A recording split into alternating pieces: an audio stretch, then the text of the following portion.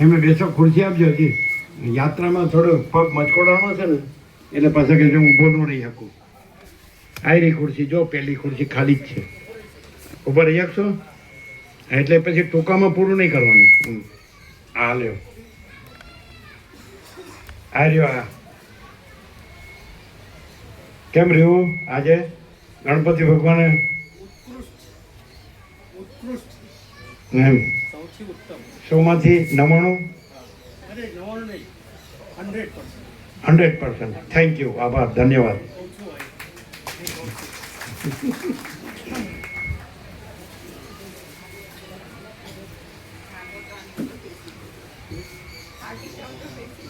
તમે બેસો. હું બેસું તો પ્રભુ બોલાતું નથી. સારું, ઉભા રહ્યો. મેં જે નોકરી કરી હું કોઈ દિવસ ખુરશી બેઠું નથી. બરાબર.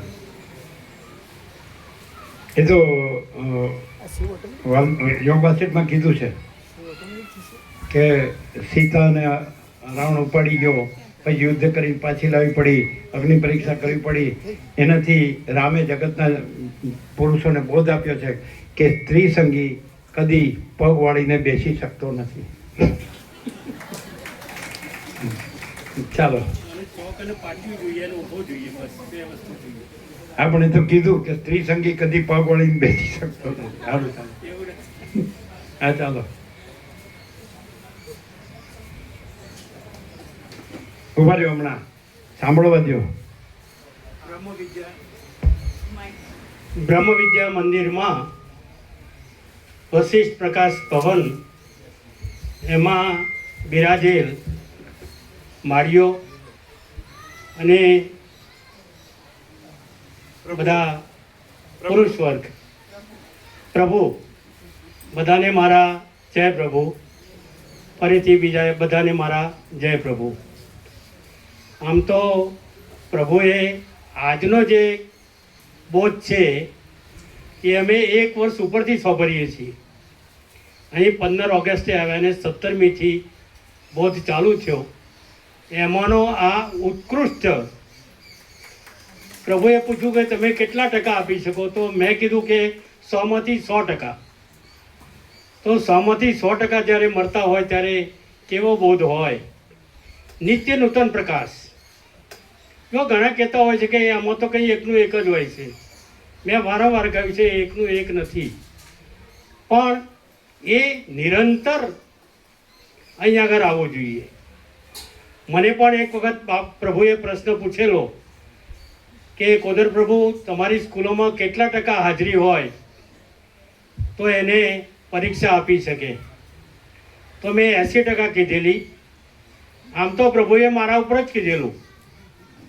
હું પણ સમજી ગયેલો પ્રભુ કે અમે 50%માં પણ ક્યાંક ગાપટી મારીએ છીએ. હું સવારના બોધમાં આવું છું, સોજે આવતો નથી, તો 50%ના બોધમાં પણ ક્યાંક ક્યાંક પાછા છટકીએ છીએ. તો પછી અમે પરીક્ષા આપી શકીએ કે કેમ એ આપ જ નક્કી કરી શકો. પણ પ્રયત્ન છે અમારો અને ચોક્કસ એ પ્રયત્ન સફળ થશે.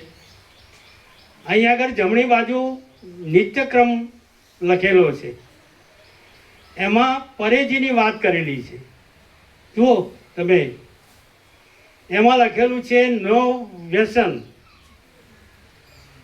પછી નો માયા, લપ્પન છપ્પન, નો બિઝનેસ, નો માયા, હા ફૂલ પરહેજ, નો વ્યસન, નો માયા, હા મોહ માયા, લપ્પન છપ્પન, નો બિઝનેસ. બિઝનેસ નથી પણ બિઝનેસ. એમાંથી જ તમે સમજી શકો. તો અહીં આગળ છે શું? એ નથી તો છે શું? તો મહાચિદાકાશ, મહાજ્યોતિ, પરમ જ્યોતિ, પરમ પ્રકાશ, અનંત આનંદ, અનંત શાંતિ, અનંત સુખ, અનંત શાંતિ. એથી આગળ જવું તો ગઈકાલે જ અમને સવારે અમારા બોધ પૂરો થયો પ્રભુનો. એ પછી અમે 5-6 જણા ઊભા હતા. તો પ્રભુએ એમને પૂછ્યું કે આપણે જે આ તીર્થયાત્રા કરી એ તીર્થયાત્રા અને આપણે અહીંયા આગળ જે બોધ સાંભળીએ છીએ એમાં શું ફેર છે? તો મેં પહેલાં તો થોડો મૂંઝાયા, પણ છેવટે મેં જ જવાબ આપ્યો કે અહીં જે પરમ પ્રકાશ છે, પરમ આનંદ છે, પરમ શાંતિ છે, એ ત્યાં કંઈ નથી. પછી ભલે તમે હિમાલયમાં જાઓ, ગંગામાં જાઓ કે બીજા બધા તીર્થ ગામોમાં જાઓ, ત્યાં ત્યાં મારા ફાધરે કહેતા કે એ માત્ર પર્યટન છે, એ પર્યટન છે પ્રભુ, એવું મારા ફાધર પણ કહેતા. તો એમાં અમે બધા 3 વખત જઈ આવ્યા સાથે. પહેલાં તો આ વખતે અમને એવી ચિંતા હતી બધાને કે ભાઈ 300 જણા છીએ તો શું વ્યવસ્થા થશે. પણ આ વખતનો જે અમારી તીર્થયાત્રા હતી એ બધા જ કરતો સરસ સુવિધાવાળી હતી. રિસોર્ટ હોય, એસી બધી હોટેલો હોય, એસી ગાડી હોય અને સરસ મજાનું જમવાનું હોય.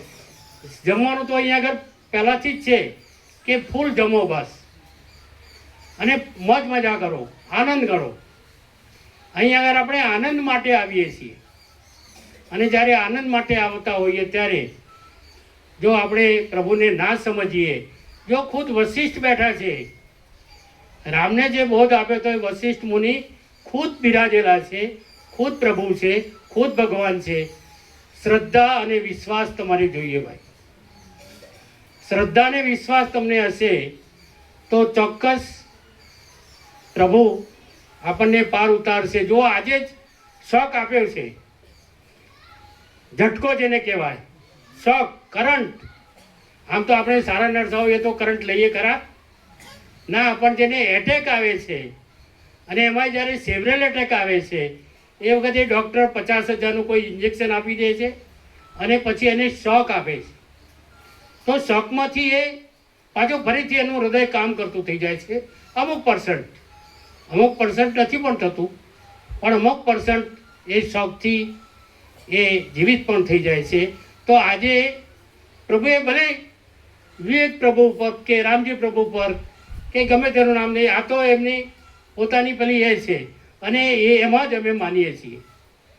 સત્ય કહેવું, સત્ય આચરણ કરવું અને સત્ય સાંભળવું આપણી પણ ફરજ છે કે સત્યને સૌથી વધારે આપણે સાંભળીએ, એને નિગ્લેક્ટ ના કરીએ. તો આજે આપણને બધાને શોખ આપ્યો છે. માત્ર ઉદાહરણ એમનું આપ્યું છે એટલે આપણે નહીં સમજવાનું કે આપણે બધા પેલાએ છીએ. તો એ શોખમાંથી આપણને ઘણું બધું જાણવાનું મળશે. એટલે તમે બધા જુઓ, અહીંયા આગળ પ્રભુએ કીધું કે આવા 17 ઉત્સવો છે, પણ 17 ઉત્સવોમાં આજે થોડી સંખ્યા ઘટી છે. એટલે બધા ત્યાં ગામડે ગામડે એનું સ્થાપન કરે છે. એટલે મારો કદાચ ખ્યાલ સાચો પણ હોય તો એ રીતે એ લોકો યુવા વર્ગ કે આ બધો ન આપતો હોય તો એ લોકો આવી શક્યા નથી. પણ હવે પછીના જ્યારે વાર્ષિકોત્સવ હોય એ વખતે આપ પણ પામો અને બીજાને પમાડો. અહીં પ્રભુનો આશય એક જ છે કે તમે બધા જે આ ગંદી ગટરને આ બધા શબ્દો વારંવાર પ્રભુ વાપરે છે, ભોગો છે, પૈસા છે અને ગંદી ગટર છે, આપણને ગધેડા પણ કહે છે અને કૂતરા પણ કહે છે. તો એ લક્ષણો જુએ છે માટે કહે છે. એ સતત એમનું જે નિરીક્ષણ છે, અમે તો જોયું, અમે જ્યારે તીર્થયાત્રામાં જોઈએ છીએ ત્યારે એવું નથી કે એ સ્વામીજી છે એટલે એમને આ બધું નહીં જોવાનું. પહેલાં એ જુએ છે કે તમારી રૂમો કેવી છે. ભોજન પ્રસાદ તૈયાર થયો હોય તો એ ભોજન પ્રસાદ પહેલાં એમને બતાવવામાં આવે, જોઈને એ પણ એ જ વેરીફાઈડ કરે છે કે ભાઈ આ બરોબર છે તો જ ચાલે, બાકી ચાલે નહીં. તો આટલું બધું ધ્યાન કોઈ રાખનાર હોય તો એ કોણ રાખી શકે? તમારા મા બાપ પણ આપણું આટલું ધ્યાન રાખતા. મને પ્રભુએ થોડી ઠેસ વાગી હતી તો એમને 10-15 વખત મને ખબર અંતર પૂછ્યા. આવું કોણ કરી શકે? જોઈ જેનામાં કંઈ ભેદાભાદ નથી, ભેદાભેદ નથી, નાના મોટાનો કોઈ ભેદ નથી. તવંગર કે ગરીબનો કોઈ ભેદ નથી. અહીં આગળ જ્યારે બોધ થતો હોય ત્યારે પ્રસાદ વેચાતો હોય તો બહાર જે પેલા સફાઈ કર્મી છે એનું એ પહેલાં ધ્યાન રાખે છે. એ પૂછે છે કે ભાઈ એને મર્યું, એ પૂછે છે અહીં આગળ કે ભાઈ એને આપ્યું તમે. આ બધું કોણ કરી શકે? એટલે ખુદ ભગવાન જ અહીં આગળ બેઠા છે. મને એક થોડું જાણવા મળેલું, ચૌધરી પટેલની અમારી મોટા અંબાજીમાં જે રહેવાનો જે વ્યવસ્થા છે ધર્મશાળા, ત્યાં આગળ મારા ખ્યાલથી તત્વબોધ કરેલો છે પ્રભુ. તો એ વખતે એક પ્રભુએ મને આ તીર્થયાત્રામાં જ કહ્યું કે ત્યાં બોરમાં પાણી નહોતું. શરૂઆતમાં હશે, પછી બંધ થઈ ગયું. પણ એ દિવસે જે બોધ થતો હતો એ દરમિયાન કોઈકે પ્રભુએ કીધું કે ભાઈ તમે બટન દબાવો. સાહેબ કહે છે કે 3 લાઈનનું પાણી ચાલુ થઈ ગયું. આમાંથી ઘણા બધા એના સાક્ષી છે. તો આ શું બતાવે છે ભાઈ? આ કોણ કરી શકે?